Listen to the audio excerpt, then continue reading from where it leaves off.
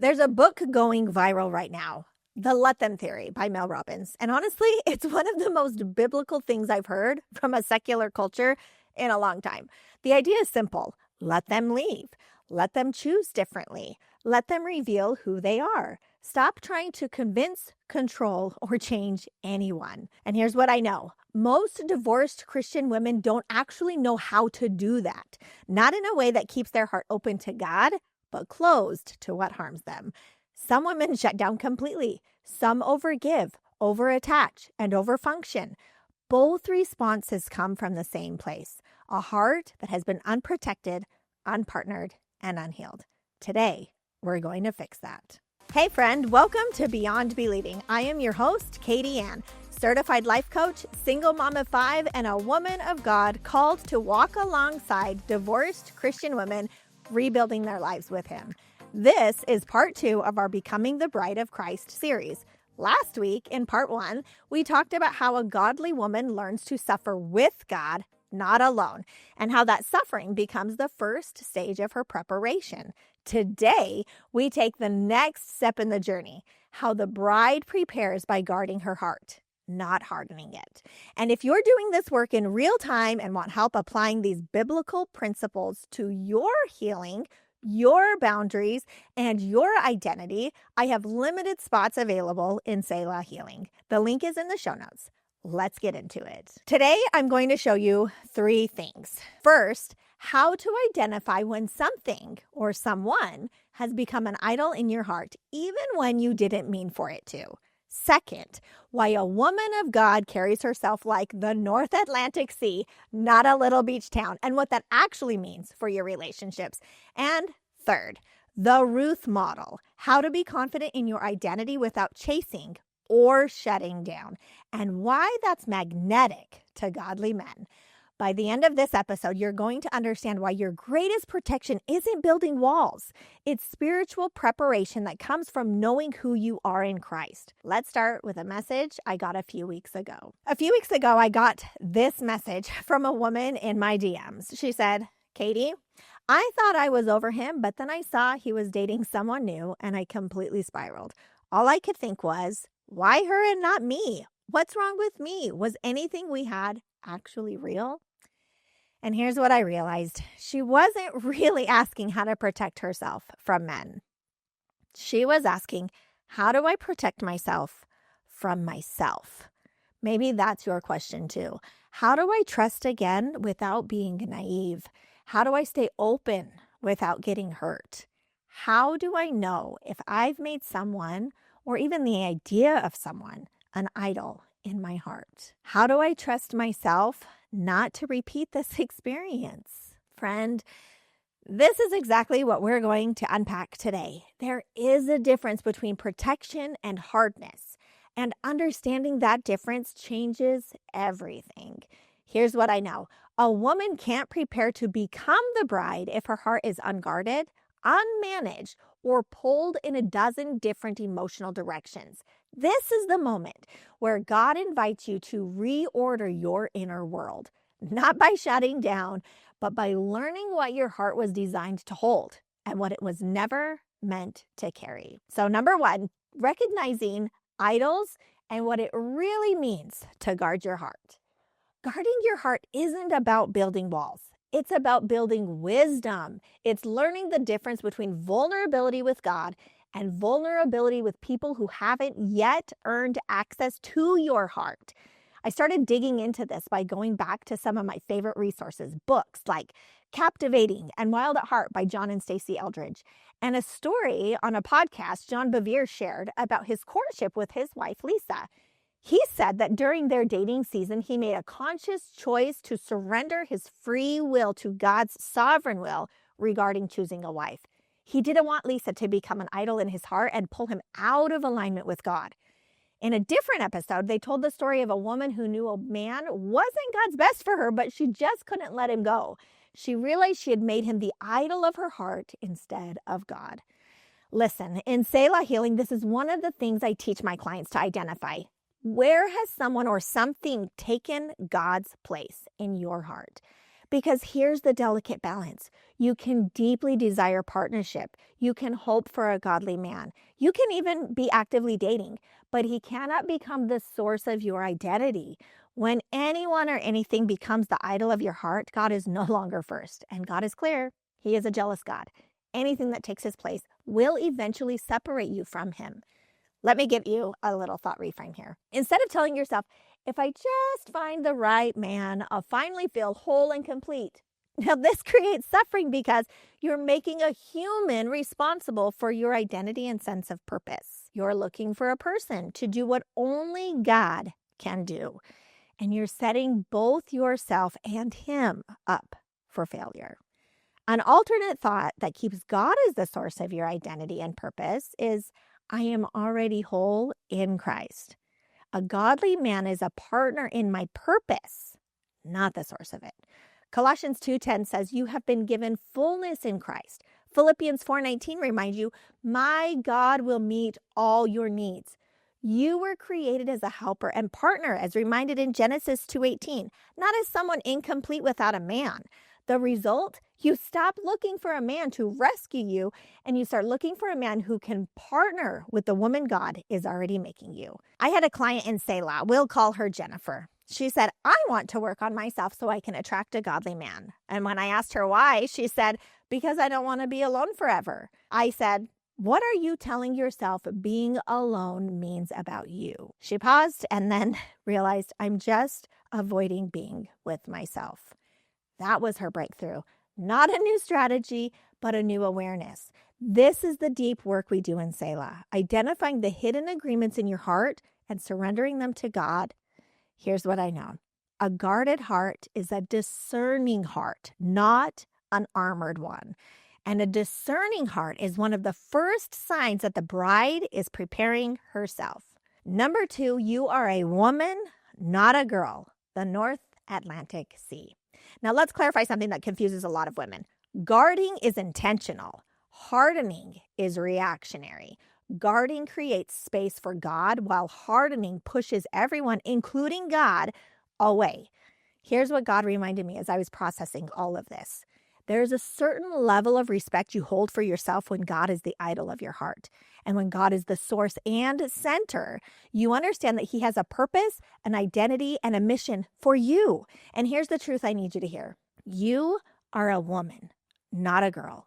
And women do not engage in relationships with men who only want a girl. In Wild at Heart, John Eldredge says a woman of God is like the North Atlantic Sea, not because she's a chaotic, but because her depth and strength require a man to rise to a different level. She's not shallow shoreline where any wave can casually roll in and out. She is deep, steady, and substantial. And this is what I teach my clients in Selah Healing. When you understand your identity in Christ, you naturally elevate the standard for the men you allow into your life. Let me give you another thought reframe. Instead of telling yourself, if I have high standards, I'll scare good men away. This creates suffering because you lower your standards out of fear of being alone. You settle for being unequally yoked with ungodly men or men of God who aren't at your same level. You confuse standards with unrealistic expectations. What if you told yourself, a godly man isn't intimidated by my standards. He's drawn to them. My integrity is a filter, not a flaw. Proverbs 31:10 says a wife of noble character is worth far more than rubies. Ruth 3:11 reminds us that Boaz told us, all the people of my town know that you are a woman of noble character. And 1 Peter 3 calls that character imperishable beauty. The result? You stop apologizing for who you are and start attracting men who want a woman with standards. And you naturally repel men who don't. Here's what I know. Hard hearts cannot receive instruction, affection, or identity. Guarded hearts can. And the bride cannot afford to confuse the two. Number 3, the Ruth model, confidence and identity. Now let's talk about something deeper, because before the bride is adorned, she must be aligned. Think about Ruth. Ruth wasn't wallowing in her widowhood. She wasn't anxiously hunting for a man. She wasn't obsessing over, who is the man for me? She was standing confident in her character, her purpose, and her mission. And her mission in that season, it was to provide for herself and Naomi, to make sure they had what they needed. So she went to work. She showed up in Boaz's field and worked with integrity, humility, and strength. She didn't flirt. She didn't manipulate. She didn't compromise. She simply showed up as herself, a woman of noble character, aligned with God and seeking to follow him. And Boaz noticed, not because she chased him, but because her identity with God was magnetic. When Boaz asked about her, his worker said, "She's the Moabite woman who came back with Naomi. She asked permission to glean, and she's been working hard from morning until now." Boaz saw her work ethic, her loyalty, her devotion to God and to Naomi. Here's the key, friend. Ruth didn't need Boaz to validate who she was.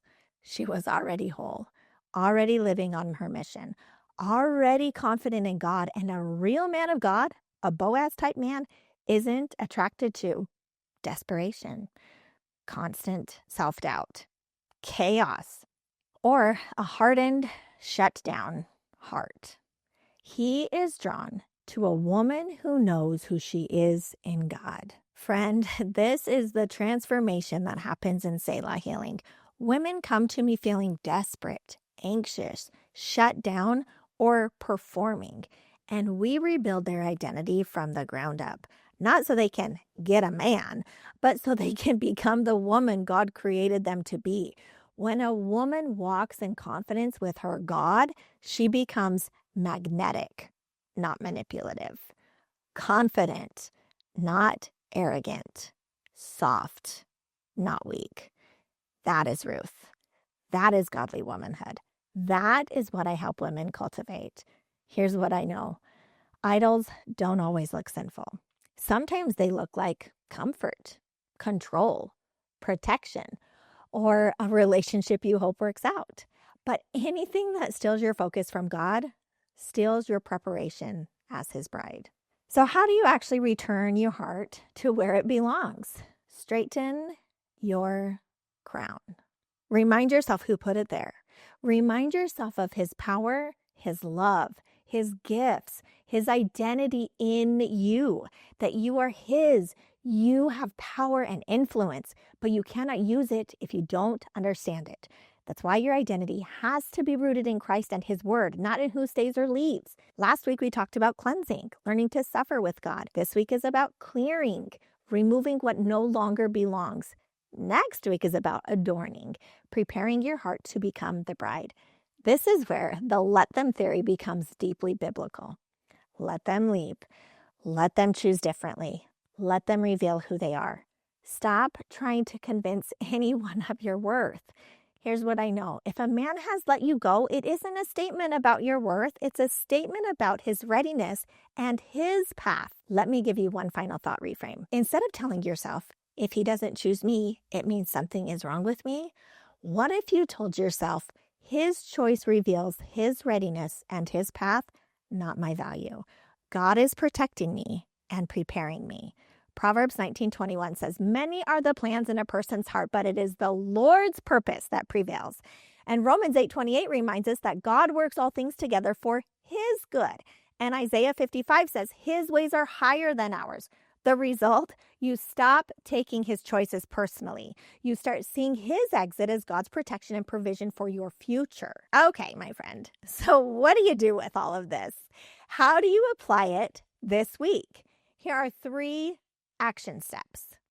Number 1, this is what I call the idol check. Set aside 5 minutes alone with God. Ask him, Lord, is there anything in my heart that has become an idol instead of you? Journal whatever comes up for you. And then pray. I surrender this to you. I want you first, Lord. Number 2, this is what I call the identity inventory. Write down, who does God say I am? Use scripture such as daughter, chosen, loved, set apart. And then write down, who am I trying to be to earn love? Circle the differences and ask God to help you believe what he says. And number 3, practice the let them theory. Identify one thing you're trying to control this week. And every time you feel that urge, say aloud, I let them and I trust God. Notice what changes when you release control. It's what I call having an itch and not scratching it. These are the exact kinds of exercises I walk my clients through. If you want help going deeper, book a call with me at coachkatieann.com/call. Now, let me tell you about a woman who did this work with me. She came to me 2 years post-divorce, completely shut down. She said, I don't want to date. I don't want to be vulnerable. I don't even want to think about the future. I just want to protect myself. But underneath what she was really meaning was, I am terrified that if I open my heart again, I will be destroyed. And in our program, we identified the idols in her heart, the fantasy of being chosen, the need for a man's validation. We rebuilt her identity in Christ, not in her marriage, not in her divorce, and not in her relationship status. We walked through surrender and rebuilding step by step. Today, she is confident and soft. She has standards without being closed off. She's learning to open to God's plan without being desperate for, specifically, her ex's attention, because she's straightened her crown and she is remembering who put it there. And that's the work in Selah Healing. We don't just talk about identity, we rebuild it. We don't just talk about surrender, we practice it.